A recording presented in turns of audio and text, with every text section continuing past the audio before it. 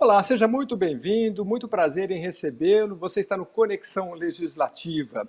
Você sabe que cada vez mais a população tem participado das decisões do poder público, seja pela internet, seja por participação em algum consórcio ou por meio de associações. E um meio muito eficaz, que talvez você já conheça, sejam os consórcios, né? Consórcios públicos. A gente já entrevistou alguns deles aqui, teve um que fez um trabalho muito interessante sobre vacina, um levantamento, e ajudou vários municípios da região, né? Outros trabalham mais voltados para a área ambiental. É bem legal, olha, e não se iluda, porque a solução de muitos desses nossos problemas, por exemplo, o lixo que você coloca na rua, passa por um destes consórcios. Você vai entender bem como é que funciona, porque hoje eu convidei o presidente da Rede Nacional de Consórcios Públicos, que é o Vitor Borges. Já está com a gente. Tudo bem, Vitor? Tudo bem, prazer falar com você e com os seus telespectadores e internautas. Vitor, queria agradecer bastante o deputado Itamar Borges, né, aqui da Assembleia Legislativa de São Paulo, que em outra entrevista citou o senhor, então falei, vamos entrevistá-lo para ver como é que está sendo o trabalho aí da Rede Nacional de Consórcios Públicos. Você pode me ajudar a explicar o que é um consórcio e o que é uma rede de consórcios, por favor? Claro, primeiro agradecer a gentileza do deputado Itamar Borges, que é um grande apoiador do municipalismo, ou seja, dos municípios. Ele, pelo seu trabalho, com certeza é figura importantíssima no estado de São Paulo. Quero dizer que a ideia de consórcio público é essa que as pessoas geralmente têm do que seja um consórcio na sua vida do dia a dia. O que significa fazer um consórcio? Significa você se juntar com outras pessoas para adquirir e comprar aquilo que sozinho você não daria conta de comprar ou de fazer. A ideia de consórcio na área pública é a mesma. Nós reunimos municípios, cidades, para fazer compras coletivas de determinados itens, por exemplo, medicamentos, massa asfáltica, lâmpadas para iluminação pública e outros elementos e itens que todos os municípios precisam para atender as demandas dos seus cidadãos. Então, por que não comprar de forma conjunta? Por que não somar a força dos municípios? E quando você soma as forças, você participa de um consórcio, todas as pessoas ajudam você a realizar o seu sonho. Você também ajuda outra pessoa a realizar o dela. É assim que funciona. É o cooperativismo. E dentro de um consórcio de municípios é a mesma coisa. É o mesmo paralelo. E nós também podemos falar de serviços públicos, por exemplo, transporte de pacientes para hospitais. Nem toda cidade tem um hospital, mas nós temos hospitais que atendem a uma região. E aí a gente pode juntar os municípios no entorno, tanto para cotizar os gastos e os investimentos para a manutenção desse hospital, quanto, por exemplo, para manter uma rede de transporte, um SAMU. Para um município, às vezes fica muito custoso, pesado, ou às vezes a cidade pequena e não comporta. Mas quando você divide esse serviço de transporte, de SAMU, com outras cidades do entorno, essa realização se viabiliza. E você traz um bem, você traz uma utilidade pública que dificilmente seria estabelecida em uma região se não fosse a soma dos municípios em consórcio. Então, em síntese, essa é a natureza de um consórcio público. O objetivo é comprar com economia, é atender aos pleitos dos cidadãos, que são os mesmos, independente do tamanho da cidade. Então, por que não juntar as forças e dar aso para aquele ditado famoso que é a união que faz realmente, efetivamente, a força? Principalmente agora na pandemia. Agora, vocês são entidades civis que dialogam com o poder público ou são entidades do próprio poder público? Do próprio poder público. Então, todas as cidades são sócias do consórcio. Elas têm uma cota, assim como você compra uma cota, né, para adquirir um prédio, um apartamento, um carro, né, um bem imobiliário, você tem uma cota. Então, cada cidade, dentro desse consórcio, ela tem a sua cota à parte, a sua cota de participação. Né? Uhum. E aí, essa associação, ela se forma de maneira pública, porque não entram pessoas da iniciativa privada, não, só da área pública. Portanto, o consórcio é uma associação de direito público. Por quê? Porque os entes que fazem parte são públicos. Muito bem, mas que está muito ligado diretamente aos anseios e às demandas da área civil, né? Porque vocês acaba chegando demandas em vocês que é o anseio popular, né? E acho que um dos exemplos aí muito categóricos é a questão da vacina. Queria que você falasse como é que a rede participa e participou na questão aí da imunização, do Plano Nacional de Imunização. Ok. A rede, ela é a entidade que representa esses consórcios públicos em todo o Brasil. Então, aqui você disse no começo que conversou com alguns colegas meus, colegas minhas, de consórcios públicos, provavelmente no estado de São Paulo. Como esses consórcios, nós temos em todo o Brasil. Então, só dentro da rede, nós temos hoje em torno de 220 consórcios públicos, o que perfaz em torno de 2.400, 2.500 municípios. É bastante representativo, não é? Na área específica da vacina, nós participamos em colaboração, é um convite do Ministério da Saúde, do Plano Nacional de Imunização. O que é o plano? O plano é o desenho de como vai ser feita a distribuição da vacinação, quais vacinas o país pode adquirir e quais vacinas e pessoas serão imunizadas. Tudo é anteriormente planejado, colocado no papel para depois se fazer a execução. Então, tem várias entidades que participam desse Plano Nacional de Imunização, porque o Ministério convidou aquelas que são representativas das entidades no Brasil, entidades que têm abrangência nacional, que têm alguma ligação com a área da saúde e que podem, né, colaborar com os seus gestores. E nós ficamos muito contentes e orgulhosos de poder dar a colaboração dos consórcios. Por quê? Porque nós estamos na ponta. Nós reunimos secretários de saúde, né, junto com o CONAS e o CONASENS, que são grandes parceiros, secretários estaduais e secretários municipais da área de saúde. Nós reunimos as regiões. Então, nós temos a ideia do que está acontecendo no tocante à Covid online em cada região do Brasil. Atualiza então para a gente essa questão, porque a última notícia que eu li é que as vacinas estão chegando nos estados, em geral, por avião, e aí um desafio é fazer com que essa capilaridade chegue aos municípios, né? Tem alguma demanda, alguma dificuldade? Porque o Brasil tem uma expertise, né? Mas tudo é novidade. Atualiza para a gente como é que está se dando isso, como vocês participaram. Sim, o Estado de São Paulo realizou no último domingo o ato de início da vacinação, né?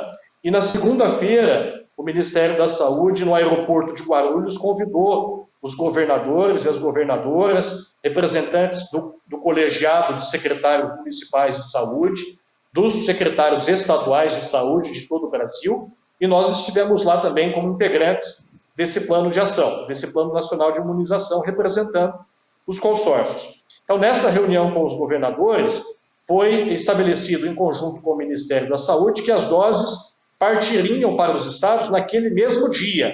Na parte da tarde, a grande maioria dos estados já receberia as doses de vacinação e os outros até no dia subsequente pela manhã. Então, os canais, né, para a distribuição da vacina, eles já estão interligados há muito tempo no Brasil. Agora, o que a gente tem realmente um grande desafio é em relação à quantidade de vacinas, a escala de disponibilidade, porque o mundo inteiro está disputando. Hoje a moeda mais valorizada não é o euro e não é o dólar, né? Hoje o que mais está em disputa é uma dose de vacina. Então, é um bem muito precioso e, com certeza, né, você ter canais que já funcionam bem, de distribuição, de locomoção, isso ajuda bastante. Agora, nós precisamos realmente superarmos juntos esse desafio de conseguirmos trazer o maior número possível de doses de vacina para o Brasil, claro, autorizadas pela Anvisa. Muito bem. Esse desafio, por exemplo, de vacinas que têm que ser congeladas, né, a uma temperatura como aquela de a menos 70 graus, é realmente bem complexo, né?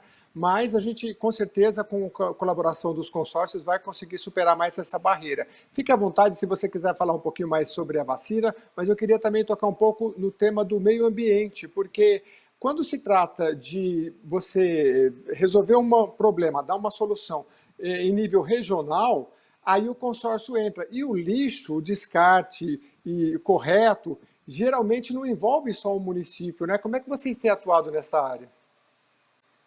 Primeiro que eu acho que os temas estão absolutamente interligados, né? A nossa civilização, ela avançou e hoje as pessoas vivem até 80, 90 anos por conta de três itens. Primeiro, saneamento básico, né? Que é a situação de você levar água e esgoto para as pessoas. Segundo, a disponibilidade de tratamentos nos hospitais. A medicina evoluiu muito nos últimos anos. E a terceira elementar chama-se vacinas. Quanto mais você vacina a população, mais longa é a vida a tranquilidade de uma pessoa, né, de passar por desafios em relação à saúde pública. Então, saneamento está ligado à dignidade das pessoas. Água e esgoto. Só para lembrar, no Brasil, 35 milhões de pessoas não sabem o que é tomar um copo de água pura. Olha só, 35 milhões de pessoas não tomam água potável. É quase uma Argentina inteira. Isso é uma vergonha para o país. Então, nós temos o desafio, né, de levar o saneamento básico para todo o país, para todas as cidades, e tratar também esses resíduos. Nos países mais desenvolvidos, quando você fala em lixo, você não fala em problema, você fala em dinheiro. As pessoas na Europa, no Japão, em sociedades que já entenderam que do lixo se faz luxo, você consegue extrair riqueza, gerar emprego e trazer dinheiro para os municípios, eles não perdem essa oportunidade. Eles tratam, reciclam e investem na possibilidade de transformar o lixo em geração de energia, por exemplo, em apoio para as cooperativas, que são muitos trabalhadores que dependem desse emprego, desse trabalho. Ou seja, nós temos realmente o desafio do saneamento e, do outro lado, do que fazer com o lixo. Como é que uma cidade vai tratar o seu lixo? Para onde, quando você coloca o lixo na porta da sua casa, para onde esse lixo vai? Você sabe se esse lixo vai para o aterro da sua cidade ou é levado a 200, 300 quilômetros de distância para ser descartado? E eu vou dizer porque isso é importante. Porque um caminhão para levar o lixo a 300 quilômetros, cobra frete, tem custo de óleo diesel, pedágio. E de onde sai esse dinheiro? Do seu bolso. Então, essa discussão ela é importantíssima. As cidades e as cidades da região, elas precisam estar pactuadas para resolver conjuntamente esse problema. Você ter um aterro em cada cidade, muitas vezes, não é viável economicamente. Mas se você tiver um aterro que atenda toda uma região, você consegue viabilizar e pode também, inclusive, trazer a iniciativa privada para investir nesse aterro, porque ela vai ter a garantia de que não tem apenas uma demanda de uma cidade para abastecer esse aterro, mas ela vai poder atender a vários municípios de uma determinada região. Então, isso já está colocado na legislação brasileira. O problema dos resíduos sólidos se resolverá por consórcio público. E no estado de São Paulo também não será diferente. Olha, que interessante. É bom saber disso, porque daí a gente pode gravar mais vezes sobre esse tema. Por exemplo, a questão da incineração, eu já conversei com um especialista e ele falou que um dos caminhos seria essa incineração do lixo. Eu não sei se é o termo técnico é incineração, acho que tem outro, mas é que eles submetem o lixo a uma alta temperatura, né? E são máquinas, salvo engano, da Alemanha que vem, enfim. Essa é uma boa tecnologia ou não é uma tecnologia tão limpa assim? Olha, o que nós acreditamos é que o caminho é por consórcio. Você precisa dar o primeiro passo, organizar os municípios em blocos. Quando você organizar os municípios em blocos, você vai discutir com a sociedade da região. Qual é a melhor tecnologia? Do ponto de vista do meio ambiente, para a nossa realidade social e para a proteção do meio ambiente. Porque eu vou te dar um exemplo. Essa tecnologia ela pode ser muito interessante em alguns estados, mas em outros, por exemplo, tem uma população muito grande da parte de cooperativas, como Sergipe, como outros estados do Nordeste. Você precisa fazer uma conversa com esses trabalhadores inicialmente.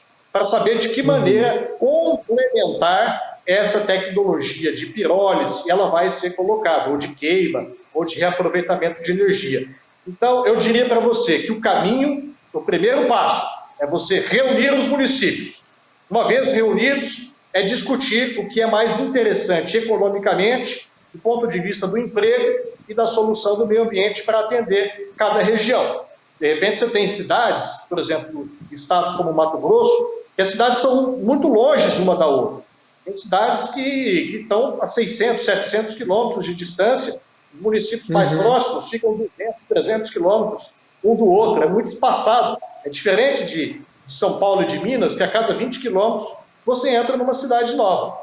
Então, para essa realidade, aí você precisa ver a questão do frete, tem que fazer conta. Fazer conta e verificar o que é a melhor alternativa. Agora, o que eu posso dizer a você é que esse tem que ser um problema tratado em bloco, em grupo. Não adianta a gente tratar 5.571 soluções diferentes para todo o Brasil. Isso é inviável. Você havia citado o programa Chão Zero, dá para falar um pouquinho dele? Lixão Zero é um programa do meio ambiente, do Ministério do Meio Ambiente. Nós, enquanto consórcios públicos, nós estamos apoiando muito esse trabalho. Recentemente, em Minas Gerais, um consórcio de 76 municípios encerrou, né, um lixão daquela região e começou a operar um aterro sanitário, para depois passar por um processo de recuperação. Então, ao fechar esse lixão, eles tiveram que discutir antes como é que alocaria as pessoas que trabalhavam nesse lixão, formação de cooperativa, qual tecnologia eles iriam utilizar. Você não pode chegar lá apenas e dizer, olha, fecha o lixão hoje, amanhã acabou o problema. Não é assim. É porque você tem muitas pessoas que dependem até de sobrevivência em relação a esse lixão. É duro falar isso, mas é uma realidade. Então, nós estamos mudando isso passo a passo no Brasil, primeiro porque foi uma decisão do Ministério. Olha, nós precisamos terminar com essa prática. Segundo, como é que nós vamos terminar? Nós não temos condições de fazer isso em todas as cidades. Uma a uma, vamos fazer por consórcio. Então, se reúnam os consórcios, tentem achar uma alternativa, né, com todos os municípios ali da sua região e a gente dá o próximo passo. E assim está sendo feito, a ponto de que o ano passado nós já tivemos uma diminuição em um ano, de 16% dos lixões do Brasil. É um longo caminho? É um longo caminho, mas nós encontramos aí como fazer de uma maneira que está dando certo. Só para deixar esclarecido, então, para quem nos acompanha, o lixão, você simplesmente chega com o caminhão de lixo e deposita lá, e geralmente fica a céu aberto, e aí com isso vem toda uma gama de doenças, né? A gente já viu essas imagens aí, com os pássaros, urubus em cima. Então é bem triste realmente. Olha, quase um quarto do lixo no Brasil vai para lixões ou aterros precários. Então é isso que o Victor está explicando para a gente. Existem os aterros já mais aterro sanitário, que são mais controlados, mais higiênicos, enfim, e é nesse sentido que o consórcio trabalha.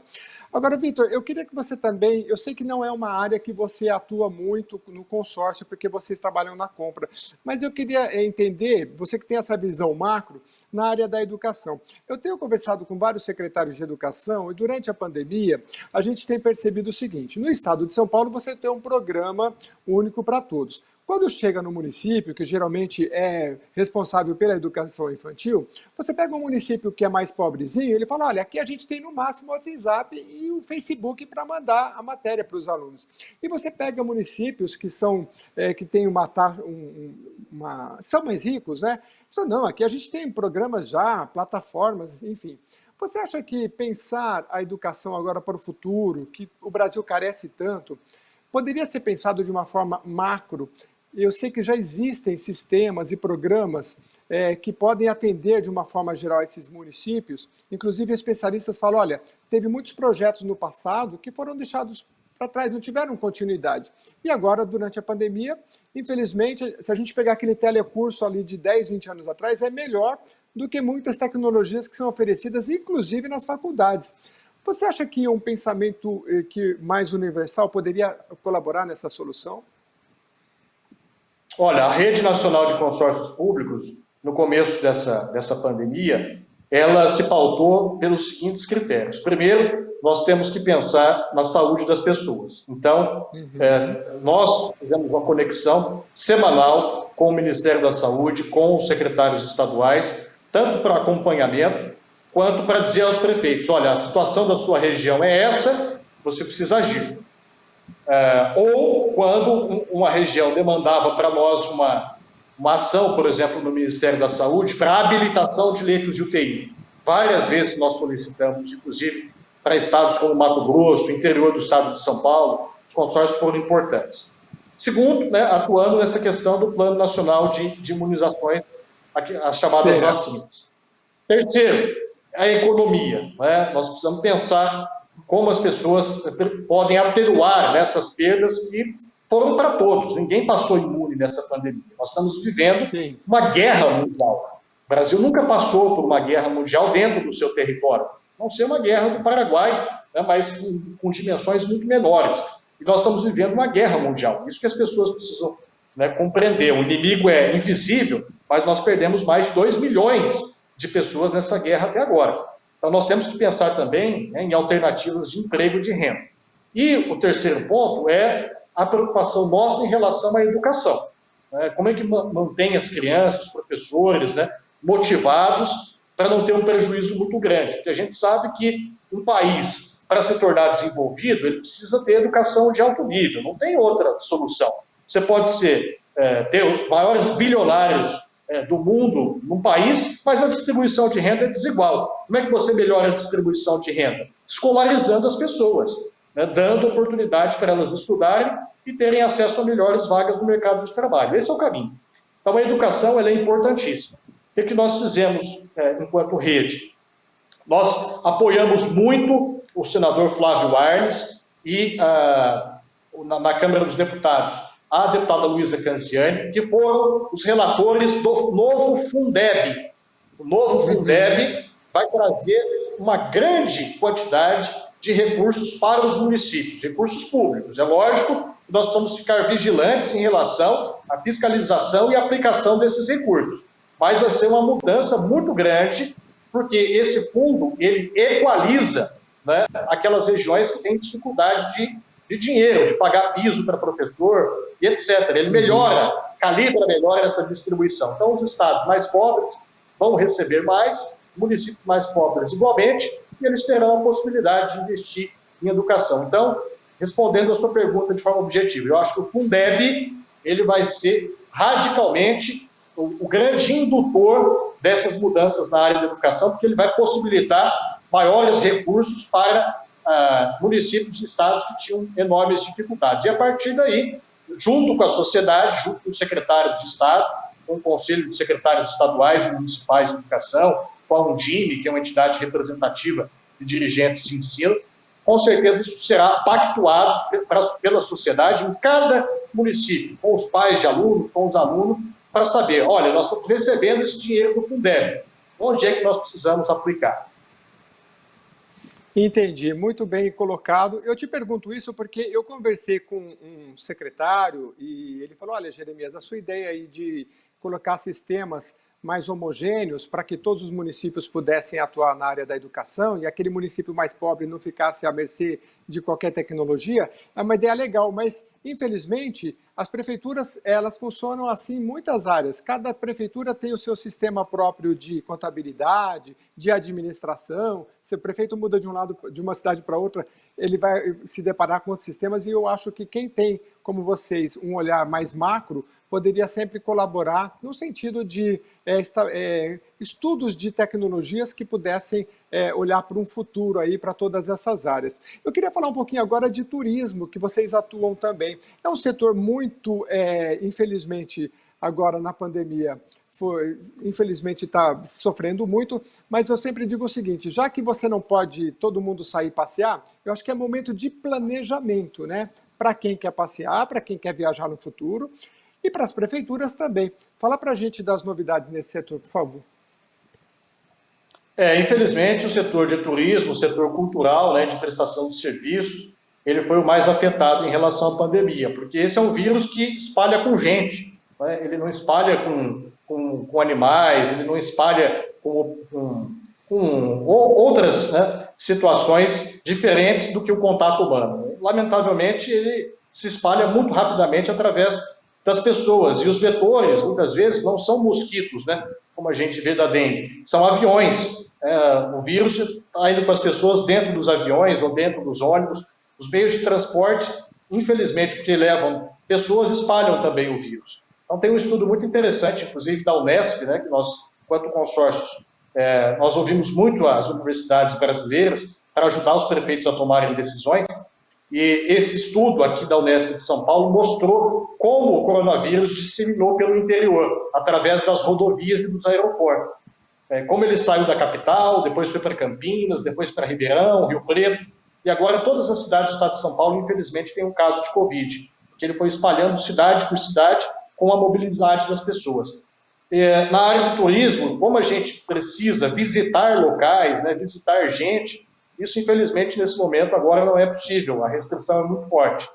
Mas eu creio que tão logo passe essa pandemia, né, a alegria de nós todos para comemorarmos o fim do coronavírus vai ser tão grande que essa demanda reprimida vai fazer o turismo decolar. Né, vai realmente ser uma explosão de felicidade, de alegria, das pessoas se confraternizando, né, voltando a poder fazer visitas, viagens. Eu acho que a recuperação vai ser muito grande e muito forte. Por isso, como você bem lembrou, é hora de planejar. Planejar significa se antecipar a problemas, né? Ou já está preparado para oportunidades. Quem planeja antevê o futuro, não é refém do seu próprio destino. E eu vejo que esse é o momento dos hotéis começarem a se planejar, né, das pousadas, dos parques aquáticos, né, dos próprios roteiros de viagem, que a gente vai ter muitas viagens, né, no âmbito regional. Então, isso para os consórcios será muito importante. As pessoas vão começar a perder o medo viajando mais próximo, né? Viajando ali na cidade vizinha, vai ali no atrativo local e etc. E depois vai expandindo. Então, preparar a região, o circuito turístico regional, ele é muito bom, tanto para os seus próprios habitantes, para fazer o turismo ali que a gente chama de turismo interno, né? Quanto para preparar um circuito para atrair turistas de outras cidades que venham visitar. Por exemplo, nós temos lá o turismo da Serra Gaúcha. Por que as pessoas vão para lá? Porque lá na Serra Gaúcha elas não visitam apenas uma cidade, elas passam uma semana visitando Gramado, visitando as colônias italianas de outro município. Então é um tour. Então, turismo vem de tour, significa giro, significa circuito. E circuito é a ideia de consórcio. Você não pode fazer tudo numa cidade só, né? Você precisa distribuir ali, fazer uma visita, um roteiro turístico para as pessoas ficarem mais nas regiões, conhecer cidades vizinhas e deixar o dinheiro, né, ali em todas aquelas localidades. Muito bem, eu queria agradecer muito a sua presença aqui no programa Conexão Legislativa. Nós conversamos com o Vitor Borges, ele é presidente da Rede Nacional de Consórcios Públicos. Hoje foi uma apresentação do que faz um consórcio, as suas principais ações na área da saúde, da vacina que vocês têm atuado, na área da educação, do turismo e, claro, da economia. Mas eu já vou deixar o convite aqui para, pontualmente, você voltar e falar dessas ações, principalmente na área do meio ambiente, do que tem sido conquistado, para a gente mostrar aqui com detalhes, se você topar, Vitor. Está topado. Muito obrigado a você pelo convite, a toda a sua equipe aí que faz esse trabalho mais importante, né, de bastidores. A gente que trabalha com comunicação sabe, né, o quão importante são os nossos colegas que ficam atrás das câmeras, né? Então quero cumprimentar cada um deles. E agradecer ao nosso distinto público pela gentileza de nos acompanhar. Muito obrigado mais uma vez. Conversamos com Vitor Borges, presidente da Rede Nacional de Consórcios Públicos. A você que nos acompanhou até aqui, mande as suas sugestões, porque a gente vai trazendo aqui paulatinamente todas estas matérias, reportagens, programas para você. Até a próxima edição.